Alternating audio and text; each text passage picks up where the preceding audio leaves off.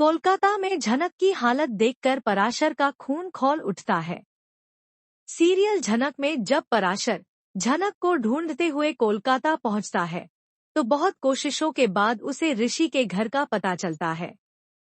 जैसे ही वह ऋषि के घर पहुंचता है, वह देखता है कि झनक से एक नौकरानी की तरह झाड़ू, बर्तन और सफाई का काम करवाया जा रहा है। यह देखकर पराशर को बहुत गुस्सा आता है। उसे यह भी पता चलता है कि ऋषि और झनक की शादी हो चुकी है, लेकिन घरवालों को इसकी भनक तक नहीं है। यह सुनते ही पराशर का गुस्सा फूट पड़ता है। वह ऋषि से कहता है, अगर तुम अपने घरवालों को सच्चाई नहीं बताना चाहते थे तो मत बताते, लेकिन इसका यह मतलब बिल्कुल नहीं कि तुम झनक को नौकरानी बना दो। गुस्से में वह ऋषि की कॉलर पकड़ लेता है और उसे झकझोर देता है।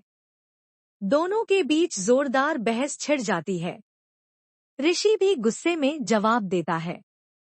तभी घरवाले वहां आ जाते हैं और सब चौंक जाते हैं। पराशर कहता है, आप सबको सच्चाई जाननी चाहिए।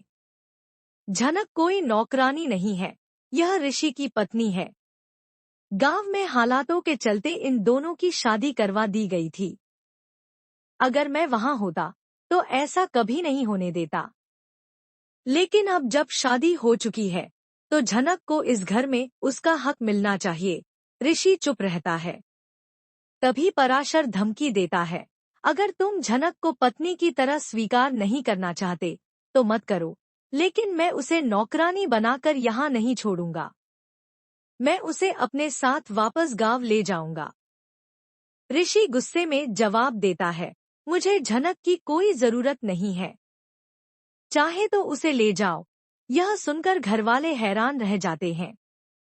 अब उन्हें सच्चाई का अंदाजा हो जाता है कि ऋषि और झनक सच में पति पत्नी हैं।